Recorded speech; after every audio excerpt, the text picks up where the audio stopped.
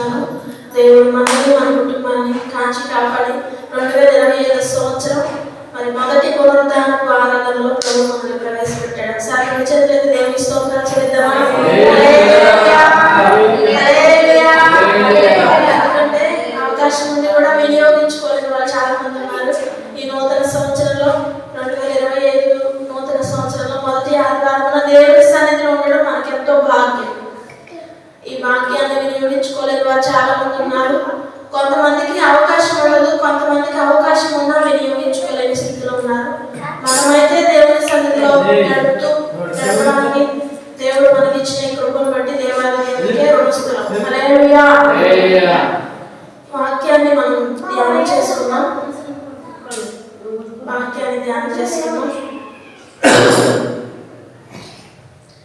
దినవృత్తాంతముల 2వ గ్రంథము 15వ అధ్యాయము 7వ వాక్యాన్ని చదువుదాం.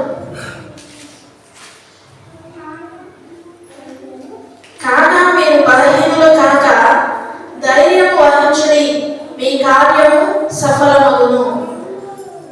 దినవృత్తాంతాల 2వ గ్రంథము 15వ అధ్యాయము 7వ వాక్యం. చిన్న ప్రార్థన చేసుకుని ఈ వాక్యంలోకి వెళ్దాం. పరిశుద్ధుడానికి స్తోత్రాలు. చదవబడిన లేఖన భాగంలో నుంచి మా అందరితో మీరు మాట్లాడి బలపరిచి ధైర్యపరచండి. తండ్రి మీకే స్తోత్రాలు. వాక్యంలో నుంచి మీరు మాతో మాట్లాడి ప్రతి వారిని మీరు దర్శించి సహాయం చేయండి. నిలబడింది మేము కానీ మాట్లాడేది మీరు తండ్రి. నీ పరిశుద్ధ ఆత్మ సహాయం అనుగ్రహించి మీ నామానికి మహిమ ఘనత ప్రభావం తెచ్చుకోమని వేడుకుంటాం. ప్రతి వారిని మీ స్వాధీనంలో ఉంచుకోమని నన్ను మరుగు చేసి మీ మాటలు తండ్రి మాత్రం గమనించి సహాయం చేయమని యేసు నామమున ప్రార్థించి వేడుకుంటున్నాము తండ్రి. ఆమేన్. మనం చదువుకున్న లేఖన భాగంలో నుంచి దినవృత్తాంతంలో 2వ గ్రంథము 15వ అధ్యాయము 7వ వాక్యం మనం చదువుకున్నాము.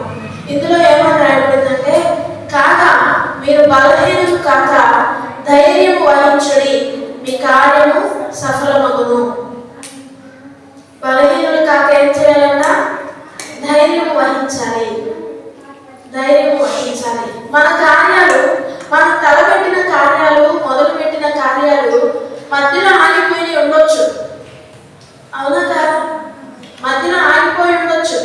గడిచిన సంవత్సరాలలో మరి ఎన్నో మనం ఊహించుకుంటాం. ఈ నూతన సంవత్సరంలో ఎలా ఉండాలి, అలా ఉండాలి, నా కుటుంబం ఎలా ఉండాలి, నా పరిస్థితి, నా కుటుంబ పరిస్థితి, నా పిల్లల పొజిషన్ ఇలా ఉండాలని ఎన్నో రకాలైన ఊహలు ఊహించుకుంటూ ఉంటాం. కానీ మనం అనుకున్న ప్రతిదీ జరగకపోయి ఉండొచ్చు. అనుకున్న ప్రతిదీ కూడా జరగకపోయి ఉండొచ్చు. కానీ ఇక్కడ దేవుడు అంటున్నాడు, మీరు బలహీనులు కాక ధైర్యం వహించుడి, మీ కార్యము సఫలమగును. ముందు ఒక కార్యము మొదలు పెట్టాము అంటే, ఒక పని ఏదైనా మొదలు పెట్టాము, అది చేయడానికి మన శక్తి సరిపోవట్లేదు అని అనుకుంటా ఉంటే మనకి ఏమొచ్చింది? ముందు అధైర్యపడిపోతూ ఉంటాం. ఏం పడతాం? అధైర్యపడిపోతాం. భయం వేస్తూ ఉంటుంది. అయ్యో ఈ పని సగంలోనే ఆగిపోయింది, ఇంకా ఇది పూర్తి చేయబడాలంటే కొన్ని అవసరాలు కావాలి, కొన్ని కావాల్సి వస్తాయి. అన్ని అనుకూలంగా ఉండకపోవచ్చు. మరి ప్రతిదీ అనుకూలపరచబడాలంటే ఎన్నో అవసరాలు ఉంటాయి. ఈ పని జరగాలంటే ఎన్నో కావాల్సి వస్తాయి. ఎంతో ధనం కావాల్సి వచ్చింది. కొంతమంది ధనం అవసరం ఉంటుంది. ధనం గురించి ఆగిపోయిన పనులు ఉంటాయి. ఈ రీతిగా మనం ఒక పని మొదలుపెట్టి అది జరగలేదనుకోండి, ముందు మనం అధైర్యపడిపోతూ ఉంటాం, బలహీన పడిపోతూ ఉంటాం. ఉదాహరణకి ఏదైనా అనారోగ్యం వచ్చిందనుకో, అనారోగ్యం గురించి కూడా అధైర్యపడే వాళ్ళు చాలా మంది ఉన్నాం. అవునా కదా? అధైర్యపడే వాళ్ళం.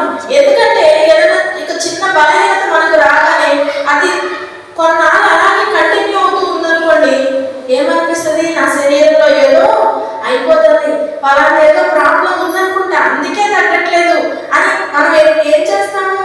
బలహీనంగా ఆలోచించేస్తాం. మనిషి సాధారణ లక్షణం. కానీ దేవుడు ఈరోజు మనతో మాట్లాడుతుంది ఏంటంటే, మీరు బలహీనులు కాక ఏ పనైనా మొదలుపెట్టనియండి. ఏ పనైనా నువ్వు ప్రారంభించు. ఏ పనైనా ఒకవేళ మధ్యలో ఆగిపోయిందేమో, మీరు బలహీనులు కావద్దు, ధైర్యం వహించాలి. ఏం చేయాలి? ధైర్యం వహించాలి. ధైర్యం వహించినప్పుడు దేవుడు అంటున్నాడు, మీ కార్యము సఫలమగును. గడిచిన దినాలలో, గడిచిన సంవత్సరాలలో మరి ఏదైనా కార్యం ఆగిపోయిందేమో,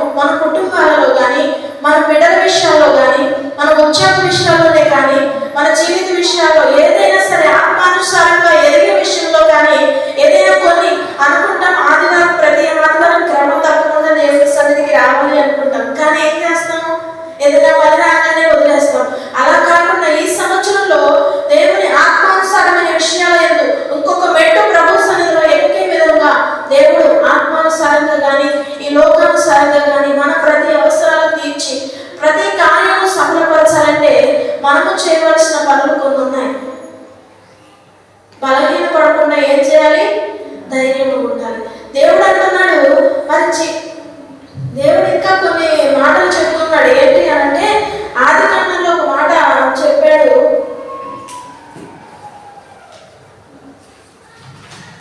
ఆదికాండంలో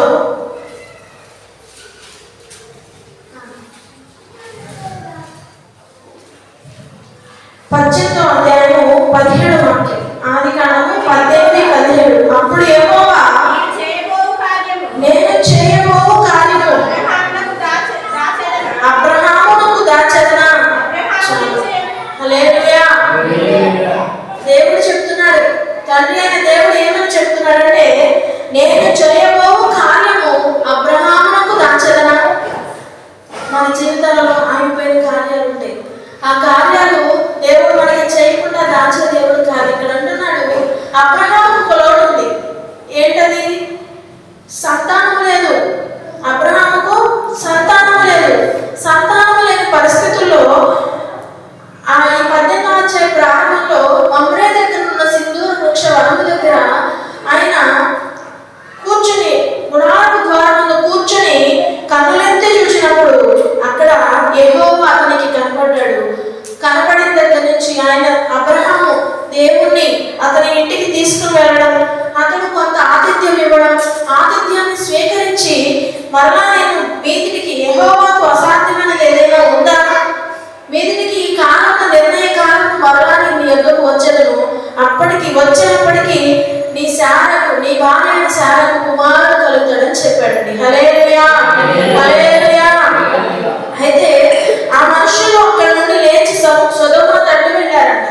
వెళ్ళిన తర్వాత అబ్రహాము కూడా వారి సాగనమునకు వారితో కూడా వెళ్తూ ఉన్నప్పుడు అంటున్నాడు, దేవుడైన యెహోవా అంటున్నాడు, నేను చేయబో కార్యము అబ్రహామునకు దాచెదనా.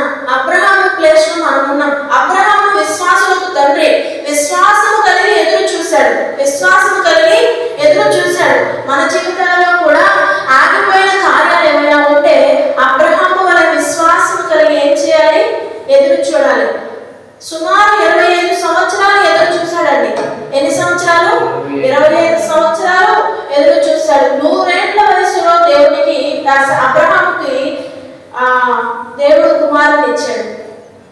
దేవుడు కుమారుని ఇచ్చాడు. వాగ్దానం చేశాడు, నీ సంతానం మూలంగా భూమి మీద జనములన్నీ కూడా నీ సంతానం మూలంగా ఆశీర్వదించబడతాయి. నీ సంతానం ఎలా ఉంటుందంటే భూమి మీద ఇసుక రేణువుల వలె, ఆకాశం ఉందని నక్షత్రాల వలె ఉంటుంది అని దేవుడు ఈ రీతిగా ఎన్నో వాగ్దానాలు ఇచ్చి ఇక్కడ అంటున్నాడు, నేను చేయబోయే కార్యాన్ని అబ్రహాముకు దాచెదన. ఆయన దాచే దేవుడు కాదు. ఆగిపోయిన కార్యం ఏదైనా ఉంది అంటే ఆ కార్యము దానిపైన ఏమంటున్నాడంటే యెహోవాకు అసాధ్యమైనది ఏదైనా కలదా. ఇది మనం నమ్మి విశ్వాసమును బట్టి, అబ్రహాము విశ్వాసమును బట్టి దేవుడిని నమ్మాడు. అది అతనికి నీతిగా ఎంచబడింది. హల్లెలూయా, హల్లెలూయా.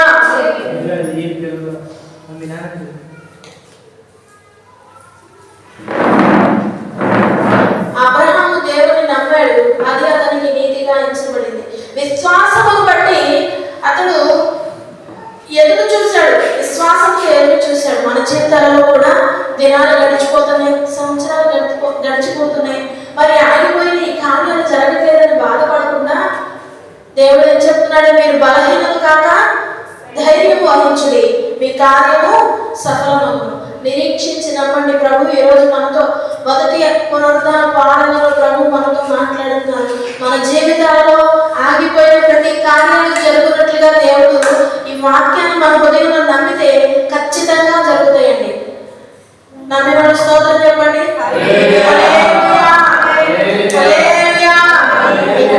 అబ్రహాముకు నేను దాచెదనా, నేను చేయబోయే కార్యాన్ని దాచే దేవుడు కాదు. తర్వాత అంటున్నాడు యెషయా గ్రంథంలో 43వ అధ్యాయంలో, యెషయా గ్రంథం 43వ అధ్యాయంలో కూడా దేవుడైన యెహోవా ఒక మాట సెలవిస్తున్నారు. 43వ అధ్యాయం 13వ వాక్యంలో ఉంది, ఈ దినము మొదలుకొని నేనే ఆయనను నా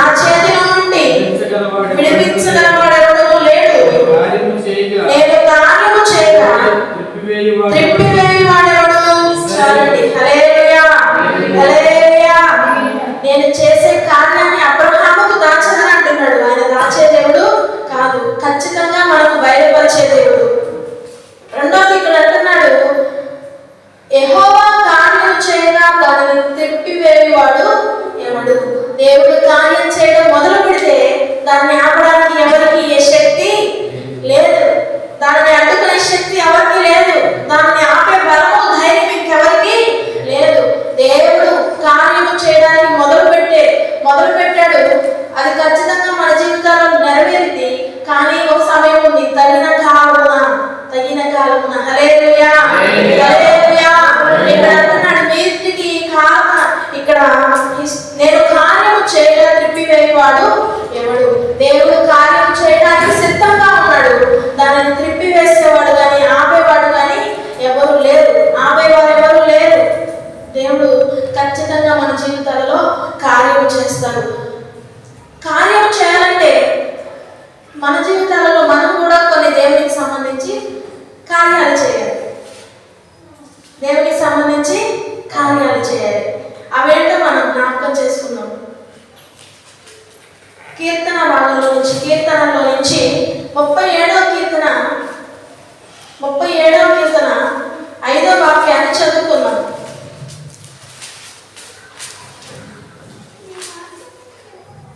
నీ మార్గము యెహోవాకు అప్పగింపుము, నీవు ఆయనను నమ్ముకొనుము, ఆయన నీ కార్యము నెరవేర్చును. చాలండి, హల్లెలూయా. ఇప్పుడు వరకు మనం ఏమన్నాం? మూలవాక్యం ఏంటి? మీరు బలహీనులు కాక ధైర్యం వహించుని, మీ కార్యము సఫలమగును అని దేవుడు చెప్తున్నాడు. ఖచ్చితంగా సఫలమగును అని చెప్పాడు. అబ్రహాముకు నేను చేయబోయే కార్యాన్ని దాచదని అంటున్నాడు. మన దేవుడు దాచే దేవుడు కాదు.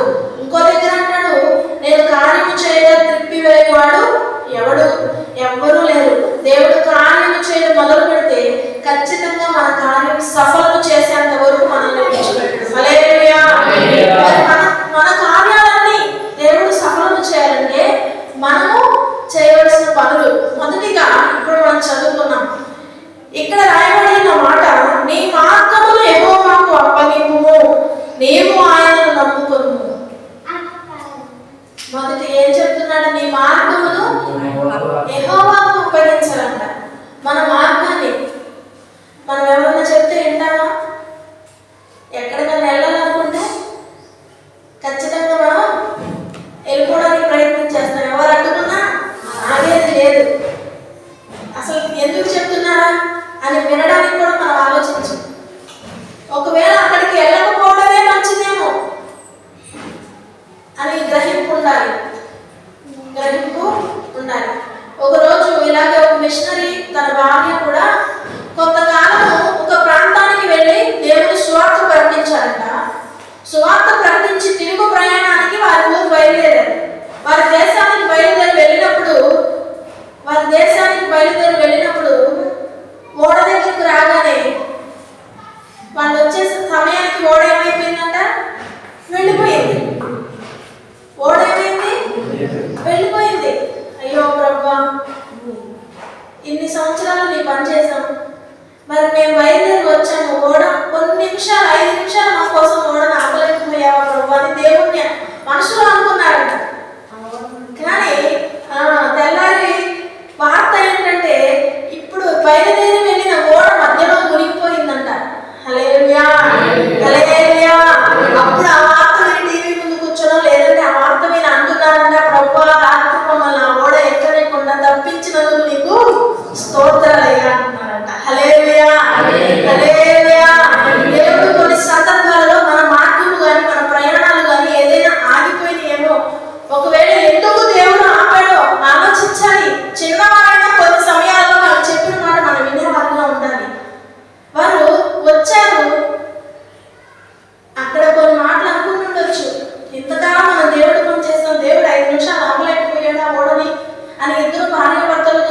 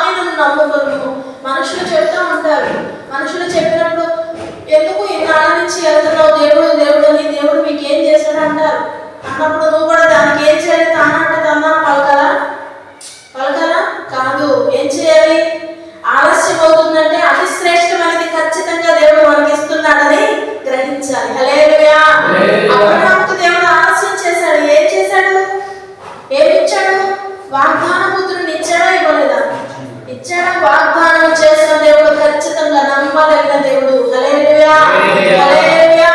మన జీవితంలో ఎవరైనా నిన్నలా అని నిరుత్సాహపరుస్తున్నప్పుడు నువ్వు చెప్పు. ఏమని మనం చెప్పాలి? ఏమని చెప్పాలి? నా దేవుడు మా జీవితంలో ఈ కార్యం ఆలస్యం చేస్తున్నాడంటే ఇంకా ఆయన చిత్తం ఏదో ఉంది, ఒక శ్రేష్టమైన ప్రణాళిక కలిగి ఉన్నాడు.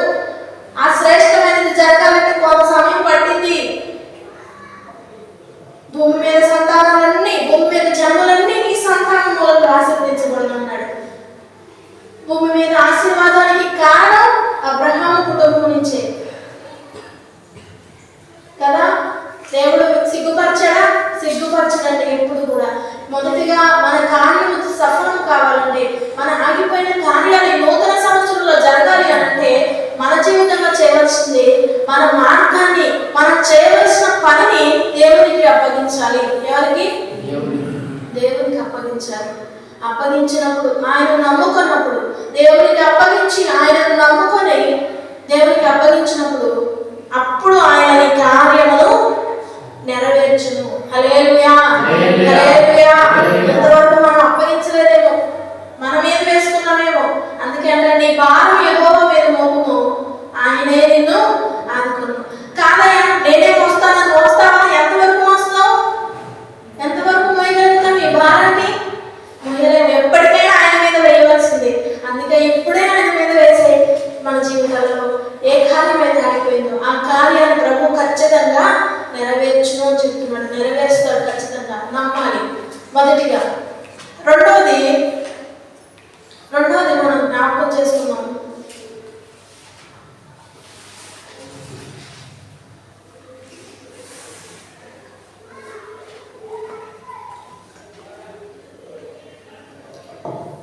రెండవదిగా 77వ కీర్తన 11-12 వాక్యాలు చదువుతున్నాం. 77వ కీర్తన. యెహోవా చేసిన కార్యములను,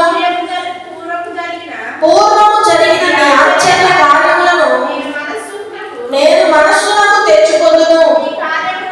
నీ కార్యమంతయు నేను ధ్యానించుకొందును, నీ క్రియలను నేను ధ్యానించుకొందును. చాలండి. హల్లెలూయా. ఇక్కడ రెండవదిగా మన కార్యం నెరవేర్చబడాలి, మన కార్యం సఫలం కావాలి అని అంటే రెండవదిగా మనం చేయవలసిన ఇంకో పని ఉంది. మొదటిగా దేవుని ఆయన నమ్ముకొని మన మార్గాన్ని, మనం తలపెట్టిన పనిని ఆయన చేతికి అప్పగించాలి. ఇక్కడ రెండవది మనం దీనిలో దేవుడు అంటున్నాడు, ఇక్కడ అంటున్నాడు భక్తుడు, యెహోవా చేసిన కార్యములను, పూర్వము జరిగిన నీ ఆశ్చర్య కార్యములను నేను మనస్సునకు తెచ్చుకొందును.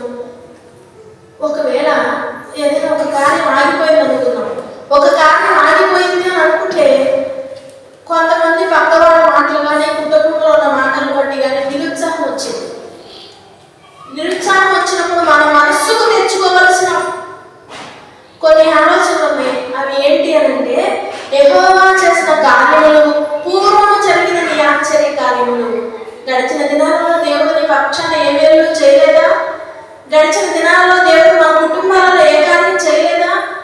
అది జ్ఞాపకం చేసుకోవాలి. ఇక్కడ భక్తుడు అంటున్నాడు, నువ్వు చేసిన కార్యాలు, పూర్వము నా పక్షాన చేసిన ఆశ్చర్య క్రియలను వెంటనే నేను మనస్సుకు తెచ్చుకున్నాను. మన జీవితంలో అధైర్యపడకూడదు. ఏం చేయాలంట?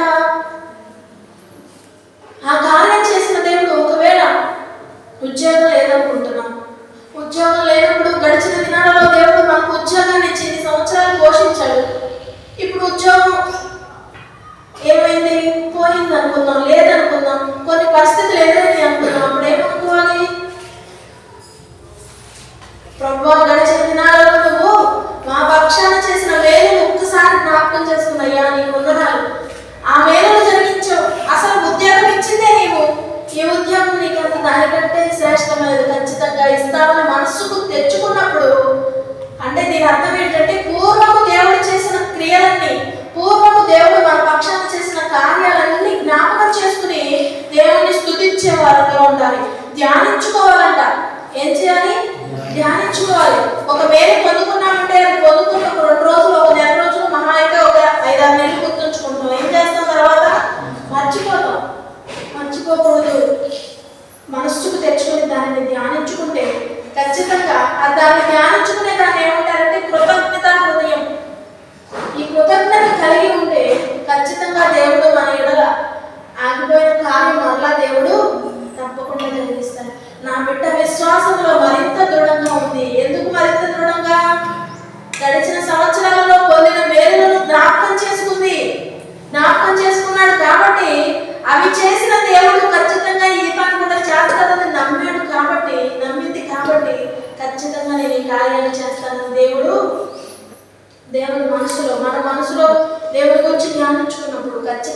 మనుషులు ఆలోచన చేస్తారు.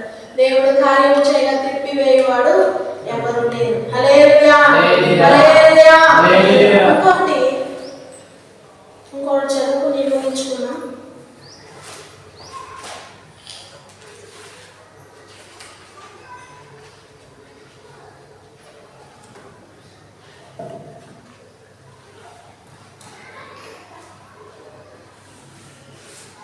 నెహెమ్యా గ్రంథంలో 2వ అధ్యాయం 18వ వాక్యాన్ని చదువుతున్నాను. ఇదియుగాక నాకు సహాయం చేయి దేవుని కరుణాహస్తమును గూర్చి రాజు నాకు సెలవిచ్చిన మాటలన్నీ నేను వారితో చెప్పి తిని, అందుకు వారు మనము కట్టుటకు పోదుకొందుము రండని చెప్పి ఈ మంచి కార్యము చేయటకే బలము తెచ్చుకుని. ఏం తెచ్చుకున్నారంట? బలము. ఇక్కడ భక్తుడైన నెహెమ్యా చెప్తున్నాడు ఏమనంటే, నాకు సహాయము చేయి దేవుని కరుణాహస్తమును గూర్చి రాజు నాకు సెలవిచ్చిన మాటలన్నీ నేను వారికి చెప్పాను. అప్పుడు నా స్నేహితులు, నెహెమ్యాకు కొంతమంది స్నేహితులు ఉన్నారు, వారు ఏమన్నారంటే వెంటనే ఆ మాట వినగానే అందుకు వారు మనము కట్టుటకు పోదుకొందుము రెండని ఈ మంచి కార్యము చేయడానికి బలము తెచ్చుకున్నారు. నిజానికి అక్కడ ఏం పని చేస్తున్నారు వారు? నెహెమ్యా చేసే పని ఏంటి? మామూలుగా తన వృత్తి ఏంటంటే రాజుకు గిన్నె అందించేవాడు. అయితే యెరూషలేము ప్రాకారాలు పాడైపోయినాయి అని విన్నాడు. తన ముఖం విచారంగా ఉంది. దేవుని ప్రాకారాలు, యెరూషలేము అంటే దేవుని ఇల్లు.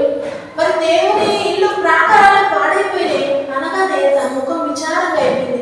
మన కుటుంబంలో ఏదైనా సమస్య రాగానే మనకేమనిపించింది? ఒక చిన్నపుచ్చుకుంటాం, అవును కదా? చిన్నపుచ్చుకుంటాం. కానీ మందిరంలో ఏదైనా జరిగిందంటే మనకి మాస్టర్ పడతారని అనుకుంటాం, అవునా కదా? కానీ జరిగింది యెరూషలేము ప్రాకారాలు పాడైపోయినాయి. నెహెమ్యా ముఖము చిన్నపుచ్చుకుని మనసులో వేదన కలిగి ఉన్నాడు. రాజుగారు అన్నాడు, ఏమైందయ్యా నెహెమ్యా, ఏంటి నీ ముఖం విచారంగా ఉందేంటి అని అడుగుతున్నాడు. ఏం లేదని చెప్తున్నాడు. కానీ మరలా అడుగుతాను చెప్పాడు, పరిస్థితి ఇదని చెప్పాడు. వెంటనే రాజుగారు అంటారు, ఇక్కడి నుంచి నువ్వు బయలుదేరి వెళ్ళు అని కొంత అక్కడ తనకు కావాల్సిన కొన్ని సామాన్లు కూడా నెహెమ్యా వెంట తీసుకుని వెళ్ళమంటాడు రాజుగారు. అయితే బయలుదేరి వెళ్ళగానే నెహెమ్యా తన స్నేహితులతో చెప్పిన మాట ఏంటంటే, మనం ఈ యెరూషలేము ప్రాకారాలు పాడైపోయి మనం వెళ్ళి ఈ పని చేయాలి, ఈ మంచి కార్యం చేయాలి. దేవుని పని ఏంటిదంటది? దేవుని పని మంచి కార్యం చేయడానికి బలము తెచ్చుకున్నారంట. మాకు సహాయం చేయ దేవుని కరుణాహస్తము. అంతేకాదు, మన కార్యం నెరవేర్చబడాలంటే మనం ఎవరి కార్యం చేయాలి? చెప్పండి? నేను ఒక మాట చూపిస్తాను. ఎవరి కార్యం చేయాలి? మన కార్యం కొన్ని సఫలపరచబడాలంటే దేవుని పని మనం చేయాలి. దేవుని పని ఏదైనా నీ చేతనైంది. నెహెమ్యా ఒక్కడే కట్టగలుగుతాడా? ప్రాకారాలు బాగు చేయగలుగుతాడా? కానీ చేయాలని ఆసక్తి ఉంది. నా దేవుని ఆలయం ప్రాకారాలు అలా ఉండడం ఇష్టం లేదు. తన హృదయంలో అనుకున్నాడు, నేను ఖచ్చితంగా ఆ ప్రాకారాలు నేను మనలో బాగు చేయాలనుకున్నాడు. బలహీనం కాక మంచి కార్యం చేయడానికి బలము తెచ్చుకున్నారంటండి. హల్లెలూయా, హల్లెలూయా. మన జీవితాల్లో కూడా మనము దేవుని పని విషయాల్లో ఏ పనైనా కానివ్వండి, దేవుని పని విషయాల్లో మనకి మనం ఏం చేయాలంటే బలము తెచ్చుకునే వారంగా ఉండాలి. మనం ఏం చేయాలి? దేవుని కార్యం ఏదైనా ఉందంటే, ఏదైనా మీటింగ్ పెట్టాలన్నా, ప్రార్థన జరగాలన్నా, కొంతమంది ఆత్మలను దేవుని సన్నిధికి నడిపించాలన్నా మన వంతు ప్రయత్నం, మన వంతు కష్టం మనం చేయాలి. దేవుడు పనిని నా పనిలాగా జరిగిస్తాను, ఖచ్చితంగా నా పనిలాగా జరిగిస్తే అది మన పని అనుకుని చేస్తే ఖచ్చితంగా దేవుడు మన కార్యాన్ని కూడా నెరవేర్చుతారని. దేవుని పని ఏదైనా ఉంటే, ఏ పనైనా సరే ఇష్టపూర్వకంగా మనస్ఫూర్తిగా చేయడానికి ప్రయత్నించి ఖచ్చితంగా ఆగిపోయిన ప్రతి కార్యం మన జీవితాల్లో నెరవేర్చబడింది. 2024 సంవత్సరంలో ఏ కార్యాలు అయితే ఆగిపోయాయో ఈ నూతన సంవత్సరంలో ఖచ్చితంగా దేవుడు మన జీవితాల్లో నెరవేర్చుటకు సమర్థుడు, కార్యం సఫలము చేయుటకు సమర్థుడు. నమ్మాలి, విశ్వసించాలి. మొదటిగా మనం బలహీనులు కాదు, ధైర్యం తెచ్చుకోవాలి. దేవుడి కార్యము తప్పగా సఫలం చేస్తాడు. దేవుడి కార్యం సఫలం చేయాలంటే మొదటిగా మనం ఆయన నమ్ముకుని మన మార్గాన్ని ఆయనకు అప్పగించాలి. రెండవదిగా గడిచిన దినాలలో, పూర్వపు దినాలలో దేవుడు చేసిన కార్యాలను తలచుకుని కృతజ్ఞతలు చెల్లించాలి. మూడవదిగా దేవుడు మన కార్యం సఫలపరచాలంటే మన జీవితాలలో దేవుని పని విషయమైన ఆసక్తి మనకు ఉండాలి. దేవుని పని విషయంలో, పనిచేయడం విషయంలో, దేవుని కార్యాలు చేసే విషయంలో ఆసక్తి కలిగి ఉన్నప్పుడు ఖచ్చితంగా నెహెమ్యా ఆసక్తి కలిగి ఉన్నాడు. ఆ ప్రాకారాలు తిరిగి బాగు చేయడానికి దేవుడు వారికి శక్తినిచ్చాడు, అన్ని సమకూర్చాడు. దాన్ని ఆపడానికి ఎంతో మంది శత్రువులు ప్రయత్నించారు, కానీ వారికి తోడుగా ఎవరిది? నాకు సహాయం చేయి దేవుని కరుణాహస్తము. హల్లెలూయా, హల్లెలూయా అంటాడు. నా చేతిలో నుండి మిమ్మల్ని అపహరించగలిగిన వాడు ఎవడు అంటాడండి దేవుడు. ఆయన కరుణాహస్తము వారికి తోడుగా ఉంది. ఆయన రెక్కల నీడలో మనం ఉన్నంత వరకు ఎవరు మనల్ని హాని చేయలేరు. ఆయన రెక్కల నీడ, ఆ హస్తము వారికి తోడుగా ఉంది కాబట్టి వారు ఆ పని చేయగలిగారు. ఆ పని, దేవుని పని మనం చేయడం ద్వారా, దేవుని కార్యాలు మనం జరిగించడం ద్వారా మన జీవితంలో ఆగిపోయిన కార్యాలు కూడా ఖచ్చితంగా పొందుకోగలుగుతాం.